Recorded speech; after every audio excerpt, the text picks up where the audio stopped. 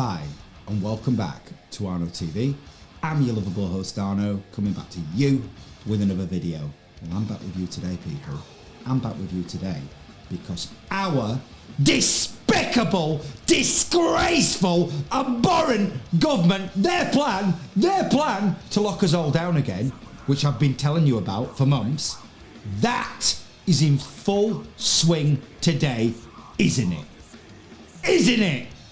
And I tell you what else is on full display today in the press is their utter contempt for us, the British public. That is on full display today, isn't it? So let's just go over to the internet and let me just show Arno TV viewers what I'm talking about. So let's start here in the Daily Mail, okay? New leaked video shows Downing Street staff joking about their Christmas party and branding it a business meeting to dodge rules as Met Police continue to investigate and Starmer tells Boris to come clean and apologise. Leaked footage shows Downing Street aides taking part in a fake press conference in the media room. Allegra Stratton, then PM press secretary, is seen laughing as she rehearses a question on a Christmas party. Asked if Boris Johnson would condone a party, she replies, "What's the answer?" to laughs from her colleagues. Comes as number 10 is questioned over a potential breach of social distancing rules on December the 18th last year. Mr Johnson has claimed the rules were followed while other ministers have refused to answer. Now, isn't that convenient? Now, just in case anybody doesn't know, there's been all sorts of allegations in the British press over the last few days about an alleged Christmas party that our despicable government have denied took place over at Downing Street. And what's happened today is some footage has materialised of a press conference, as it says in here. So let's just go and have a look at this fake press conference. I want to show Arno TV viewers the utter contempt that these people like Allegra Stratton have for the British public. So let me just show you what someone like Allegra Stratton thinks of the British public. I've just seen reports on Twitter that there was a Downing Street Christmas party on Friday night. Do you recognise those reports? I went home. Hold on.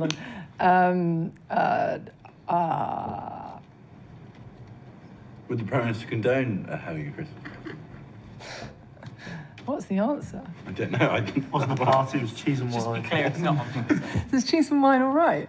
No. It was a business meeting. I'm joking. This is recorded. His fictional party was a business meeting. And it was not socially distanced. One more, and then ask anybody have any questions today. That is what someone like Allegra Stratton thinks of the British public. That is the utter contempt that these people have for us. These people are an absolute disgrace. And she's another one of these people. She is another one of these people that's been ripping up democracy. She didn't find it that funny this morning, did she? When the press rolled up at her house to see what she had to say for herself. So let's just turn the music back down and let's just see the response of Allegra Stratton this morning after this footage came out. Can you stop, please? Can you stop? I'm going to make a statement. You don't. The British people have made immense sacrifices in the ongoing battle against COVID-19. I now fear that my comments in the leaked video of the 20th of December last year have become a distraction in that fight. My remarks seemed to make light of the rules that people were doing everything to obey. That was never my intention. I will regret those remarks for the rest of my days, and I offer my profound apologies to all of you at home for them. Working in government is an immense privilege. I tried to do right by you all, to behave with civility and decency, and act to the high standards you expect of number 10, rightly expect of number 10. I will always be proud of what was achieved at COP26 in Glasgow and the progress that was made on coal cars, cash and trees. This country and the Prime Minister's leadership on climate change and on nature will make a lasting difference to the whole world. It has been an honour to play a part in that. I understand the anger and frustration that people feel. To all of you who lost loved ones, who endured intolerable loneliness, and who struggled with your businesses, I am truly sorry. And this afternoon, I am offering my resignation to the Prime Minister. Thanks for your time. That's what you get from someone like Allegra Stratton, people. That's what you get from someone like Allegra Stratton. Crocodile tears! That's what you get from Allegra Stratton, because the only thing that she's bothered about is that she's been caught. These people are an utter disgrace. And I want people to remember that this time last year, this lot were quite happy fining people £10,000 who had gatherings. Oh yeah, they were quite happy sending COVID marshals round to students' accommodation, forcing their way into their houses to see if they were having parties. And all the time, this lot are having a shindig over at Downing Street, laughing and joking at the public. That is what these people are about. This is who these people are. And I tell you something else, let's be honest, it's not just Allegra Stratton that's broken the rules, is it? Because there's been a litany of these people that have broken the rules time and time again throughout this pandemic, and nothing has happened to these people. And I tell you what, talking to people who broke the rules, guess who made a reappearance on Good Morning Britain today in the wake of all this? Matt Hancock made an appearance, didn't he? So let's just turn the music back down. And let's just hear what words of wisdom Matt Hancock had to say. Okay? Let's just hear him. You lost your job because of breaking the rules, which was probably the right thing to happen at the time. So do you not think, for equality and fairness, that if anybody has broken the rules, that they should lose their jobs too? Well, that's one of these questions that starts with if, and that shows that we just don't know. And in my case, Are you really saying, even after that Allegra Stratton video, that we don't know there was a party? How are you reading that? Because you're reading it very different to the rest of the nation. Well, you're saying that they just came out with hypothetical questions about, imagine there was a Christmas party. Let's put that question together. Yesterday, no, it wasn't Christmas, but cheese and what? You think they just made all that up? Yes, but one of the things that I've learnt, especially being health secretary during the pandemic, is that you need to get to the bottom of the facts. And as I say, I don't know those facts. And I have that. We've seen what the Prime Minister said about it. And I wish I could help you more, but I can't, because I wasn't there. The Prime Minister wasn't there, as far as we understand, if there was a party. Should the police get to the bottom of those facts? Well, the police I've seen something from the police in the newspapers saying that they'll take it into consideration. I think that's their wording. It's absolutely a matter for them, and it's certainly nothing. So that's what you get from someone like Hancock. These people have utter contempt for us, okay? These people are just used to lying to the public on a daily basis. And he's on there saying things like, when I was health secretary, I learned to get to the bottom of things, yeah?